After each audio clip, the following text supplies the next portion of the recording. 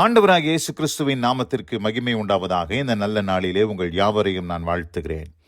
இந்த நாளின் தியானத்திற்கு என்று தெரிந்து கொள்ளப்பட்ட வேத பகுதி மத்தேயு சுவிசேஷம் 20ஆம் அதிகாரம் 20-21 வசனங்கள்.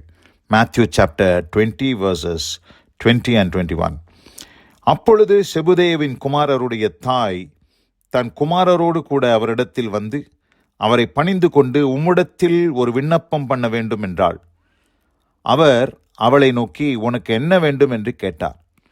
அதற்கு அவள், உம்முடைய ராஜ்யத்திலே என் குமாரராகிய இவ்விரண்டு பேரிலும் ஒருவன் உமது வலது பரிசத்திலும் ஒருவன் உமது இடது பரிசத்திலும் உட்கார்ந்திருக்கும்படி அருள் செய்ய வேண்டும் என்றாள். பிரியமானவளே, நான் வாசிக்க கேட்டதான இந்த வார்த்தைகளிலே இயேசு கிறிஸ்துவினிடத்திலே வந்து செபுதேவின் குமாரருடைய தாய் யோவான் யாக்கோபனுடைய தாயார் வந்து இப்படிப்பட்ட ஒரு விண்ணப்பத்தை வைக்கிறார்கள். எந்த சூழ்நிலையில் என்று சொன்னால், எந்த சூழலிலே சொன்னால், இயேசுவானவர் தம்முடைய பாடுகளை குறித்தும் மரணத்தை குறித்தும் தன்னுடைய உயிர்த்தெழுதலை குறித்தும் அதற்கு முன்னதாக இருக்கக்கூடிய வசனங்களிலே 17, 18, 19 வசனத்திலே அவர் தன்னுடைய பாடுகளை குறித்து, அடைய போகிற மரணத்தை குறித்து, உயிர்த்தெழுதலை குறித்து அவர் அங்கே பேசிக்கொண்டிருக்கிற அந்த சூழலிலே இந்த தாயார் வந்து இப்படிப்பட்ட ஒரு விண்ணப்பத்தை வைக்கிறார்கள். அதற்கு இயேசு கிறிஸ்து என்ன பதில் சொன்னார் என்றால், 22ஆம் வசனத்தில் இயேசு பிரத்யுத்தரமாக, நீங்கள் கேட்டுக்கொள்ளுகிறது இன்னதென்று உங்களுக்கு தெரியவில்லை. நான் குடிக்கும் பாத்திரத்தில் நீங்கள் குடிக்கவும் நான் பெறும் ஸ்நானத்தை நீங்கள் பெறவும் உங்களால் கூடுமோ என்றார். அதற்கு அவர்கள் கூடும் என்றார்கள். அவர் அவர்களை நோக்கி, என் பாத்திரத்தில் நீங்கள் குடிப்பீர்கள், நான் பெறும் ஸ்நானத்தையும் நீங்கள் பெறுவீர்கள். ஆனாலும் என் வலது பரிசத்திலும் என் இடது பரிசத்திலும் உட்கார்ந்திருக்கும்படி என் பிதாவினால் எவர்களுக்கு ஆயத்தம் பண்ணப்பட்டு இருக்கிறதோ அவர்களுக்கே அல்லாமல் மற்றொருவருக்கும் அதை அருளுவது என் காரியமல்ல என்றார். இப்படிப்பட்ட ஒரு சூழலிலே இங்கே காரியத்தை ஆண்டவர் தெளிவாக பதில் சொன்ன பொழுது, அங்கே இருக்கிற சீஷர்களுக்கெல்லாம் இவர்கள் பேசின காரியத்தை குறித்து எரிச்சல் உண்டாயிற்று. இயேசுவானவர் ரொம்ப சீரியஸான டாபிக் டிஸ்கஸ் பண்ணிட்டு இருக்கிறார். தன்னுடைய பாடுகளையும் அவருடைய மரணத்தை குறித்தும் உயிர்த்தெழுதை குறித்தும் அங்கே பேசி கொண்டு இருக்கும் பொழுது, இப்படிப்பட்ட ஒரு காரியத்தை இந்த தாயார் கேட்டது நிமித்தம் அங்கே இருந்தவர்களுக்கெல்லாம் எரிச்சல் உண்டாகக்கூடிய சூழலை அங்கே உண்டாக்கின காரியத்தை நாம் இங்கே பார்க்கிறோம். பிரியமானவர்களே, ஆண்டவர் தெளிவாக சொல்லிவிட்டார், என் வலது பரிசத்திலும் இடது பரிசத்திலும் உட்காரச் செய்வது என்னுடைய காரியமல்ல, அது பிதாவினால் எவர்களுக்கு ஆயத்தம் பண்ணப்பட்டு இருக்கிறதோ அவர்களுக்கே அல்லாமல் அதை அருளுவது என் காரியமல்ல என்று தெளிவாக அங்கே ஆண்டவர் சொல்லுகிறதை நாம் பார்க்கிறோம். ஆனால் வெளிப்படுத்தின விசேஷத்திற்கு நாம் திருப்பிக் கொள்ளும் பொழுது 3ஆம் அதிகாரம் 21ஆம் வசனத்தை நான் வாசிக்கிறேன்.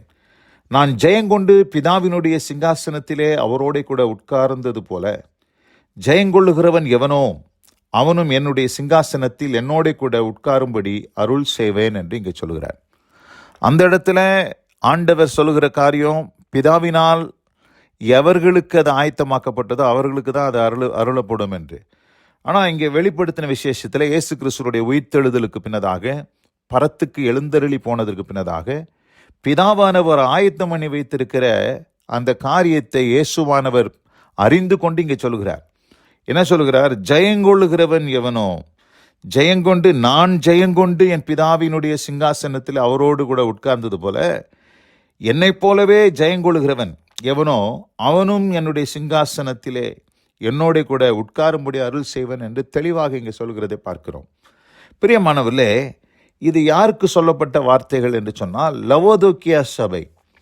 இந்த லவோதோக்கியா சபை 7 சபைகளிலே கடைக்கோடியான சபை, அதாவது கடைசி கால சபை. இன்றைக்கு நாம் வாழ்ந்து கொண்டிருக்கிற இந்த காலத்தை குறிக்கும் ஒரு சபையாக இந்த லவோதோக்கியா சபை இருக்கிறது. இந்த சபை எப்படிப்பட்ட ஒரு சபை என்று சொன்னால், அது குளிருமல்ல அனலுமல்ல, அது குளிராயாவது அனலாயாவது இருக்க சூழலிலே அது ஆண்டு சொல்றாரு, உன்னை நான் வாந்தி பண்ணி போடுவேன் என்று சொல்லக்கூடிய அளவுக்கு வெதுவெதுப்பாய் இருந்த ஒரு சபையாக அது காணப்படுகிறது. மாத்திரமல்ல, இந்த 3ஆம் அதிகாரம் 17ஆம் வசனத்தில், நீ நிர்பாக்கியம் உள்ளவனும் பரிதபிக்கப்படத்தக்கவனும் தரித்திரனும் குருடனும் நிர்வாணியுமாய் இருக்கிறதை அறியாமல் நான் ஐஸ்வர்யான் என்றும் திரவிய சம்மணன் என்றும் எனக்கு ஒரு குறைவும் இல்லை என்று சொல்லுகிறபடியால் என்று ஆண்டவர் சொல்லுகிறார். இந்த இடத்துல ஒரு நிர்பாக்கியம் உள்ள ஒரு சபை, பரிதபிக்கப்படத்தக்க ஒரு சபை, தரித்திரமுள்ள ஒரு சபை, குருடனான ஒரு சபை, நிர்வாணியாய் இருக்கக்கூடிய ஒரு சபையாக இந்த சபை காணப்படுகிறது. அப்படிப்பட்ட ஒரு கீழ்த்தரமான, அதாவது ஆண்டவர் வாந்தி பண்ணி போடுகிற அளவுக்கு ஆண்டவருக்கு அது ஒரு என்ன சொல்றது, ஆண்டவருக்கு வாந்தியை உண்டாக்கத்தக்கதாய் ஒரு கொமட்டலாக ஆண்டவருடைய கர்த்தருக்குள் இருந்து அந்த சபையை ஆண்டவர் வெளியே எரிந்து விடத்தக்கதாய் அந்த சபை அத்தனை ஆண்டவருக்கு அருவருப்பான ஒரு சபையாக மாறிவிட்டது. ஆனால் அப்படிப்பட்ட ஒரு சபைக்கு தான் ஆண்டவர் எப்படிப்பட்ட ஒரு அழைப்பை கொடுக்கிறார் என்று சொன்னால், நான் ஜெயங்கொண்டு என் பிதாவினுடைய சிங்காசனத்தில் அவரோட கூட உட்கார்ந்தது போல இந்த சபையிலே, இந்த தரங்கெட்ட போன சபையிலே நீங்கள் ஜெயங்கொள்வீர்களானால் என்று சொல்லி ஆண்டவர் ஒரு உயர்ந்த ஸ்தானத்தை ஆண்டவர் கொடுக்க விரும்புகிறார். அதாவது சீஷர்களுக்கு கூட அது கிடைக்கல. அது யோவான், யாக்கோபு இவர்களுக்கு கூட ஆண்டவர் அருளல, அவங்களுக்கு அதை கொடுக்க முடியல. ஆண்டவர் சொல்லிட்டாரு, நான் அதை உங்களுக்கு நான் எப்படி சொல்ல முடியாது, பிதா யாருக்கு ஆயத்தம் பண்ணியிருக்கிறாரோ அதை தான் அவர்களுக்கு தான் நான் கொடுக்க முடியும். ஆனால் இங்கே இயேசுவானவர் சொல்லுகிறார் என்று சொன்னால், பிதாவானவர் ஆயத்தம் பண்ணி வைத்திருக்கிறார். எப்படிப்பட்டவர்களுக்கு? இங்கே ஒரு பேக்ஸ்லைடான ஒரு சபை, ஒரு பின்வாங்கி போன ஒரு சபை, இந்த சபையை ஆண்டவர் எப்படியாகிலும் தூக்கி நிறுத்த வேண்டும் என்று சொல்லி இத்தனை பெரிய ஒரு ஸ்லாக்கியத்தை கொடுத்திருக்கிறதை நாம் பார்க்கிறோம். நம்ம அநேக நேரத்தில் சில வீட்டில் பார்த்திங்கன்னா பிள்ளைங்க இருப்பாங்க, 3 பிள்ளை இருக்கும். 3 பிள்ளையில் 2 பிள்ளை நல்லா படிக்கும், ஒரு பிள்ளை சரியாகவே படிக்காது, ஒழுங்காக ஸ்கூலுக்கு போகாது, அது பார்த்திங்கன்னா கீழ்ப்படியாது, தருதலையாக இருக்கும். அப்போது அந்த பிள்ளை நல்ல பிள்ளையாக மாறுவதற்கு தகப்பன் பல காரியங்களை செய்து பார்ப்பான்.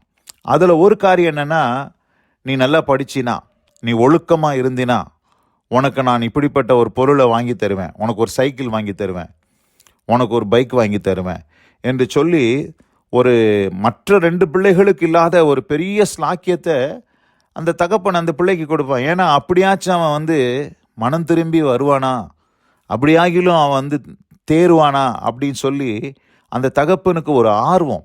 அதுபோல தான் பிதாவாகிய தேவன் இந்த இடத்துல சீஷர்களுக்கு அருளப்படாத ஒரு ஸ்லாக்கியத்தை, ஒரு நல்ல உயர்ந்த ஸ்தானத்தை யாருக்கு கொடுக்க விரும்புகிறார் என்றால், இந்த 7 சபைகளிலேயே தரங்கெட்டு போன ஒரு சபை இந்த லவோதோக்கியா சபை. இந்த சபைக்கு ஆண்டவர் கொடுத்திருக்கும் போது, ஒருவேளை இந்த செய்தியை கேட்டுக்கொண்டிருக்கிற அன்பான சகோதரனே, சகோதரியே, ஒருவேளை நீங்களும் நானும் ஆண்டவருடைய பார்வையில் இன்றைக்கு எப்படிப்பட்டவர்களாக இருக்கிறோம்? ஆண்டவர் பரிசுத்தவான்களை தான் தேடி வருகிறார் என்றல்ல, ஆண்டவர் பாவியையும் தேடி வருகிறார். பாவியாகிய மனுஷனை, பாவியான மனிதனை தான் தேடி வந்தார் இயேசு கிறிஸ்து. இன்றைக்கும் ஆண்டவர் தேடிக்கொண்டிருக்கிறார். ஆண்டவர் பாருங்க, இந்த இடத்துல பாவத்தில் விழுந்த ஒரு சபை, குருட்டாட்டம் உள்ள ஒரு சபை, நிர்பாக்கியம் உள்ள ஒரு சபை, வாந்தி பண்ணி போடத்தக்க கூடிய ஒரு சூழலில் இருந்த ஒரு சபையை ஆண்டவர் ஒரு பெரிய ஸ்தானத்தை ஆண்டவர் கொடுத்தது போல, இன்றைக்கு உங்களுக்கும் எனக்கும் ஆண்டவர் அப்படிப்பட்ட ஒரு ஸ்தானத்தை தான் கொடுக்க விரும்புகிறார் என்பதை புரிந்து கொண்டு நாம் கர்த்தரை ஸ்தோத்தரிப்போம். இந்த நாளின் செய்தியை கேட்ட உங்கள் ஒவ்வொருவரையும் கர்த்தர் ஆசீர்வதித்து உங்களுக்கும் அப்படிப்பட்ட ஒரு உயர்ந்த ஸ்தானத்தை, நீங்கள் ஒருவேளை சொல்லலாம், நான் ஒன்றும் இல்லை, நான் ஒரு குப்பை, நான் ஒரு பாவி என்று சொல்லலாம். ஆனால் ஆண்டவர் உங்களை நேசிக்கிறார் என்பதை புரிந்து கொண்டு ஆண்டவரிடத்தில் கிட்டி சேருங்கள்.